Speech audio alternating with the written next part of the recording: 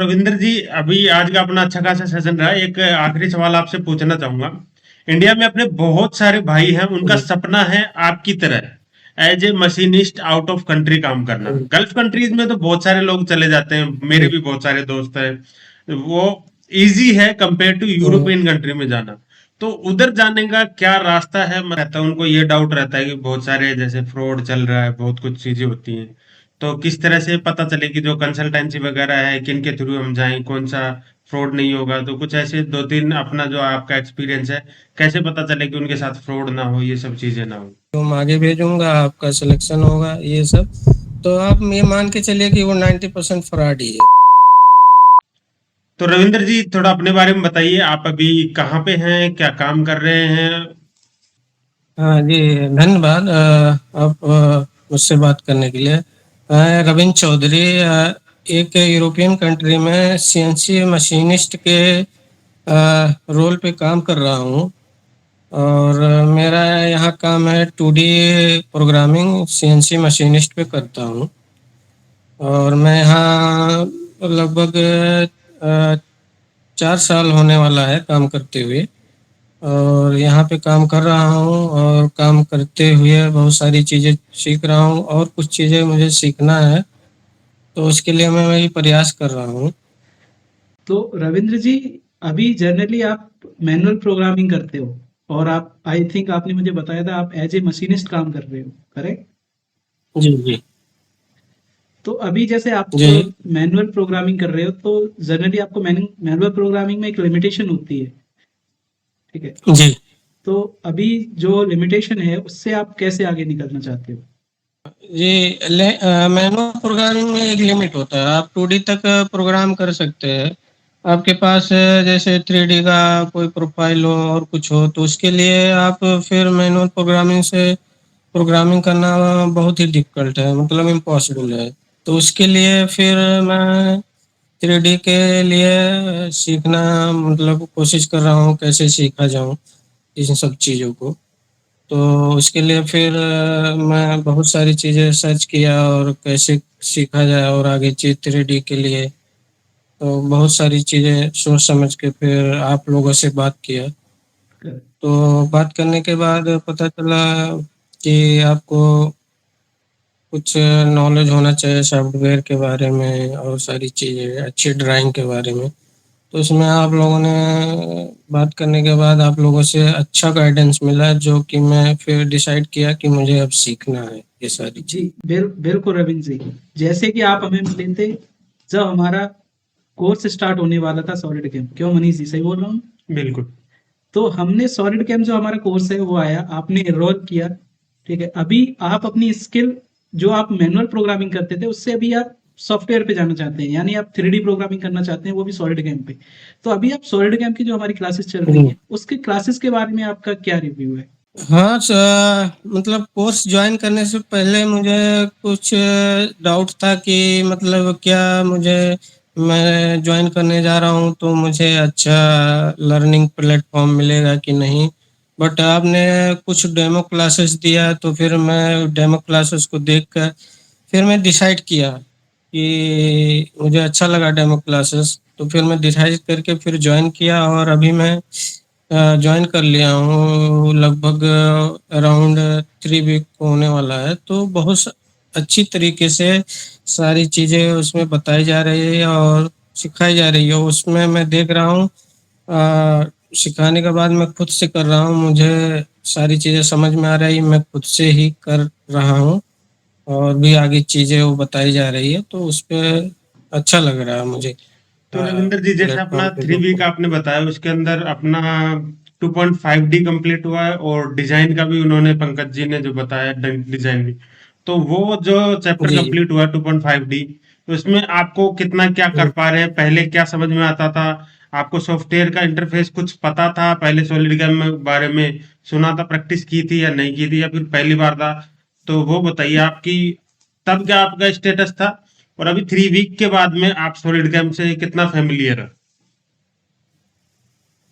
शुरू में बहुत पहले मैं मतलब सॉफ्टवेयर प्रोग्रामिंग और इन सब डिजाइनिंग वगैरह के बारे में बहुत लोगों से पूछा और सारी चीज़ें।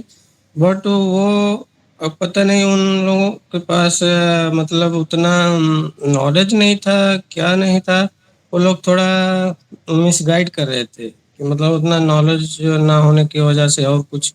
बट मैंने बहुत ट्राई किया तो एक इंस्टीट्यूट था वहाँ पे जाके ऑटोकैड बहुत ओल्ड वर्जन उन्होंने मुझे 1 हफ्ते या 2 हफ्ते जाके मैं वहाँ देखा तो उतना अच्छे तरीके नहीं जो भी था उसने वहाँ पे मुझे गाइड किया बट उतना अच्छा मैं सीख नहीं पाया, थोड़ा बहुत सीखा। उसके बाद फिर मैं वहाँ से फिर छोड़ के फिर मैं कुछ दिन बाद यहाँ जब आया तो फिर आप लोगों से बात हुई तो आप लोगों ने बताया आप डेमो क्लास लीजिए और सारी चीज़ें उसके बाद देखिए आपको अच्छा लगे, समझ में आए तो आप जॉइन कीजिए और सीखिए और आप फीडबैक दीजिए। तो फिर मैं यहाँ जॉइन करके सारी चीज़ें देखा और अच्छी तरीके से आपने सारी चीज़ें बताया तो काफ़ी अच्छा लगा। अभी आप 2.5D में मिलिंग कर पा रहे हैं? यानी 2.5D मिलिंग जो सॉलिड कैम में है, जो अभी तक हमारी क्लासेस हुई हैं, वो अभी आप प्रैक्टिस करने के बाद आप प्रोग्राम बना पा रहे हैं कि नहीं? 2.5D तो मैं पूरी तरीके से अभी मैं आफ्टर 2 या 3 वीक के बाद जहाँ तक मैं 2.5D में जितना जैसे प्रोफाइल का हुआ, पॉकेट का हुआ, ड्रिलिंग साइकिल का हुआ और ऑपरेशनल हुआ और फीचर रिकॉग्निशन का हुआ, सारा चीज़ अभी मैं पूरी तरह से कर ले रहा हूँ। अभी फिलहाल 1 ही वीक हुआ 3D का।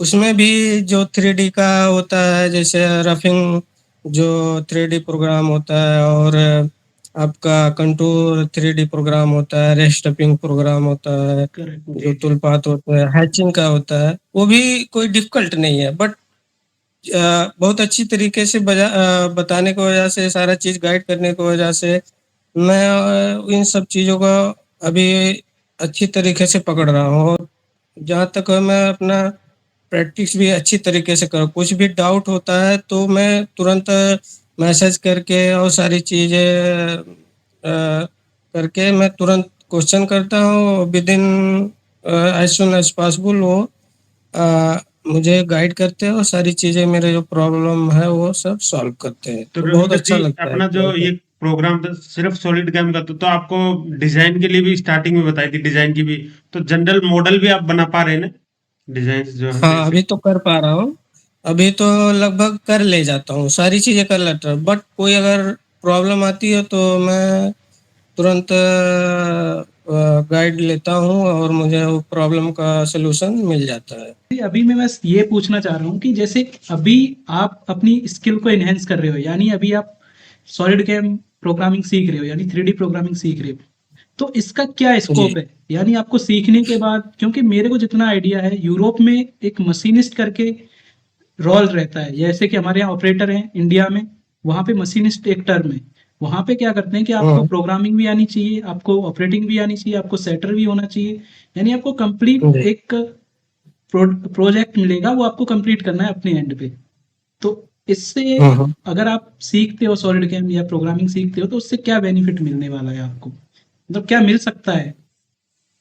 एज ए मशीनिस्ट यहाँ ये एज्यूम करते हैं कि आपको आप अगर मशीन पे काम कर रहे हैं तो आपको उस मशीन के बारे में पूरा नॉलेज होना चाहिए और उस मशीन पे कौन सा काम हो रहा है उसके बारे में नॉलेज होना चाहिए करेक्ट। और उस मशीन को कैसे मैं यूटिलाइज करूँ फुल वो पूरा नॉलेज होना चाहिए और इन फ्यूचर मैं उस मशीन पे क्या-क्या कर सकता हूँ सारी चीज़ें मतलब एज ए मशीनिस्ट के रूप में होना चाहिए। ऑपरेटिंग हुआ, प्रोग्रामिंग हुआ, सेटअप हुआ, करेक्ट। डेवलपमेंट हुआ और करेक्ट। किसी को ट्रेन करना हुआ, कुछ भी मतलब फुल नॉलेज एज मशीनिस्ट होना चाहिए। यहाँ यूरोप में ऐसा ही ज़ूम करते हैं।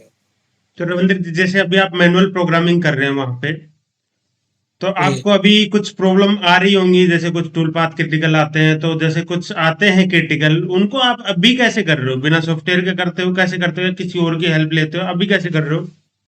अभी तो जहाँ तक 2D का होता तो उसको मैं 2D अपने एफर्ट से पूरा कर देता हूँ बट 3D के लिए मैं जो अभी सॉफ्टवेयर कुछ है जो यूज कर रहा हूँ सॉलिड कैम उसकी भी हेल्प ले लेता हूँ वैसे मुझे टूल पे मैं उसको भी जनरेट करके और किसी तरह से करके 3D का हुआ कुछ हो, तो अभी मैं उसको थोड़ी लग रहा है सीखने में समय, बट किसी न किसी तरह मैं उसको सॉल्व करके सॉफ्टवेयर की मदद से सॉल्व करके ही अपना काम कर लेता हूँ, क्योंकि अभी मैं सीख ही रहा हूँ, तो अभी कुछ तो जो भी अभी है जो टाइम लगेगा। जितना आपने सीखा रविंद्र जी, उसके बेस पे आप हुँ, क्या कहना चाहेंगे? मतलब आपका जो आपने अभी सीखा उसके बेस पे आपकी अभी स्किल के साथ-साथ में एफिशिएंसी भी आपकी कुछ बढ़ी होगी सॉफ्टवेयर यूज़ करने से। तो आपको क्या लगता है कि जी, जी। कितना आपको उससे बेनिफिट हो रहा है? अभी आपका लगभग 25% कंप्लीट हुआ है। तो उसमें आपकी कितनी जी। एफिशिएंसी आपको बढ़ती हुई लग रही है? क्या आपको बेनिफिट मिल रहा है उसमें? अभी जो मैं सॉफ्टवेयर को यूज़ कर रहा हूँ, उसपे मुझे ये है, जैसे कोई चीज़ अगर मुझे देखना हो कहीं, मुझे मेरे पास अगर कंपनी ने मॉडल प्रोवाइड किया, अगर वो जी, मॉडल मिल गया, मुझे उसको देखना हो कैसे मैं इस पे, कहाँ मेरा कितने का क्या प्रोफाइल है, कितने का होल है, कितने डिग्री पे है, क्या मुझे कितना कोऑर्डिनेट, कौन सा कोऑर्डिनेट है, वो सब मैं सॉफ्टवेयर की मदद से कोऑर्डिनेट और सारी चीज़ें मैं सॉफ्टवेयर से निकाल ले रहा हूँ, जो कि यूज़फुल है मेरे लिए, क्योंकि अगर मैं मैनुअली कैलकुलेट करूँगा तो कुछ कभी गलती भी हो सकती है। बिल्कुल, और बिल्कुल। सॉफ्टवेयर की मदद से मैं मॉडल मिल रहा है, तो मुझे सारी कोऑर्डिनेट सिस्टम और मॉडल को अपना रोटेट करके सारी चीज़ें देख ले रहा हूँ। तो एक बहुत ही यूज़फुल है, जो मैं सॉफ्टवेयर की तरफ बढ़ा हूँ अपने आप को स्किलफुल बनाने के लिए। तो रविंद्र जी, अभी आज का अपना अच्छा खासा सेशन रहा। एक आखिरी सवाल आपसे पूछना चाहूंगा। इंडिया में अपने बहुत सारे भाई हैं, उनका जी, सपना है आपकी तरह as a machinist out of country काम करना। जी, गल्फ कंट्रीज में तो बहुत सारे लोग चले जाते हैं, मेरे जी, भी बहुत सारे दोस्त हैं। वो इजी है compare to hmm, European country में जाना। तो उधर जाने का क्या रास्ता है? मतलब जी। किस तरह से आदमी में क्या क्या स्किल होनी चाहिए कंपलसरी, और अगर वो सॉफ्टवेयर सीखता है तो उसका उधर जाने के लिए और कितना बेनिफिट है? तो ये थोड़ा सा बताएंगे, उधर जाने का रास्ता क्या रहेगा, क्या क्या मिनिमम रिक्वायरमेंट है? यहाँ जैसे आपको इंडिया से बाहर काम करने के लिए, मतलब हर कंट्री का डिफरेंट डिफरेंट रहता है वर्किंग कल्चर। तो आपके पास मतलब अगर आप सीएनसी मशीनिस्ट या सीएनसी ऑपरेटर या सीएनसी प्रोग्रामर या डिजाइनर के इसमें फील्ड में आना चाह रहे हो यूरोप में, तो आपको नॉलेज तो होना ही चाहिए। और अगर आपके पास मैनुअल प्रोग्रामिंग भी आपको अच्छी आ रही है, सेटअप भी अच्छा कर ले रहे हैं, और आपके पास प्लस सॉफ्टवेयर का अगर नॉलेज है, तो आपके लिए बहुत अच्छा है। आपको ज़रूर अपॉर्चुनिटी मिलेगी इधर यूरोप आने के लिए, जो कि बहुत अच्छा रहेगा अगर आप सॉफ्टवेयर सीख रहे हो तो सारी चीज़ें बहुत सारे मशीनिस्ट के लोग लिए। रविंद्र जी, क्या रहता है, उनको ये डाउट रहता है कि बहुत सारे जैसे फ्रॉड चल रहा है, बहुत कुछ चीजें होती हैं। तो किस तरह से पता चले कि जो कंसल्टेंसी वगैरह है किन के थ्रू हम जाएं, कौन सा फ्रॉड नहीं होगा? तो कुछ ऐसे दो तीन अपना जो आपका एक्सपीरियंस है, कैसे पता चले कि उनके साथ फ्रॉड ना हो, ये सब चीजें ना हो? हाँ, ये भी बात आप बहुत अच्छी पूछे। जैसे आपको अगर जॉब अप्लाई कर रहे हैं, आपको कुछ भी ऑफ़र आया और सारी चीज़ें किसी एजेंसी के द्वारा और किसी यार दोस्त के द्वारा, जो कि मतलब आपको ऑफ़र कर रहे हैं जॉब के लिए। तो फर्स्ट पॉइंट ये होता है, अगर वो आपको जॉब ऑफ़र कर रहे हैं और आपको सडनली आपसे बोल रहे हैं कि आप इतना पहले आपको मैं जॉब ऑफर कर रहा हूँ, आप इतना मनी डिपॉजिट करो और उसके बाद मैं आपको ऑफर लेटर दूंगा, ये कराऊंगा, उसके बाद फिर आपका इंटरव्यू होगा। तो आप ये समझ लीजिए, अगर उसने पहले ही पैसे की डिमांड कर दिया हुँ, कि मुझे आप इतना पैसा दो तो आपका सीवी या रिज्यूम आगे भेजूंगा, आपका सिलेक्शन होगा, ये सब, तो आप ये मान के चलिए कि वो 90% फ्रॉड ही है। बिल्कुल। और वो सेकंड चीज़ है, आपको अगर ऐसा भी ऑफ़र कर रहा है कि आप रिज्यूम भेजिए, सब डॉक्यूमेंट भेजिए, फिर आपका सिलेक्शन होगा उसके बाद आप वहाँ जाके इतना पैसा पर मंथ के हिसाब से आप कटवा सकते हैं, इतना पैसा, तो वो भी फ्रॉड है एक तरह से, जहाँ तक। और फिर अगर वो जेन्युइन है, सही है, एजेंसी है या कोई पर्सन है या कुछ, तो आपसे पहले वो आपका रिज्यूम लेगा, फिर वो आपसे फेस टू फेस इंटरव्यू करवाएगा, सारी चीज़ें करवाएगा, सारा प्रोसेस करवाएगा। आपको अगर यूरोपियन कंट्री की बात करें, आपको अगर एम्बेसी जो जहाँ से वीज़ा आपका ग्रांट होता है, वर्क परमिट होगा, अगर आपको वहाँ तक पहुँचा दिया एम्बेसी तक, तो समझ लीजिए वो पक्का रियल है। अगर वो बीच में कहीं आपको गुमराह करके पैसा लिया, ऑफर लेटर दिया और फर्जी डॉक्यूमेंट बना दिया, क्योंकि वो पैसा लेने के लिए पता नहीं क्या-क्या आपको ऐसे बताएगा, इतना सैलरी है, आप वहाँ जाओगे इतना कटेगा, इतना-इतना करके आप इंस्टॉल में पैसा दे सकते हो, तो वो फ्रॉड है। बट यूरोपियन कंट्री में ये होता है कि फर्स्ट वो आप सिलेक्शन होंगे, सिलेक्शन होने के बाद आपका पासपोर्ट लेगा, एजुकेशनल डॉक्यूमेंट लेगा, उसके बाद वो फिर डायरेक्ट क्या करेगा, आपको एम्बेसी में भेजेगा, जो कि एम्बेसी किसी के साथ फ्रॉड नहीं करती। अगर आप एम्बेसी में पहुँच गए तो समझ लीजिए आपका काम अच्छा है और फ्रॉड नहीं है। जी। धन्यवाद रवींद्र जी, इतनी अच्छी और बढ़िया जानकारी देने के लिए, और हम उम्मीद करेंगे कि आप हमारे साथ जुड़े रहें और सीखते रहें और जी, अपने जीवन में आगे बढ़ते रहें। जी, रवींद्र जी, आप बहुत-बहुत कुछ कहना धन्यवाद आप इतना अच्छा गाइडेंस देने के लिए और सपोर्ट करने के लिए। तो आपका हम मैं इसी तरह से बहुत-बहुत मिलेंगे धन्यवाद। फिर कभी। अभी जैसे आप सीख रहे हैं, जैसे आपका ये कंप्लीट होता है, तो अगर आप इसके बेस पे अपनी ट्राई करेंगे जो भी चीजें हैं, और जो अच्छी जॉब अपॉर्चुनिटी के लिए आप ट्राई करेंगे, अगर ऐसा कुछ होता है तो हम आपसे कांटेक्ट में रहेंगे। फिर हम किसी वीडियो में जी, फिर मिलते हैं नेक्स्ट टाइम। ठीक, धन्यवाद।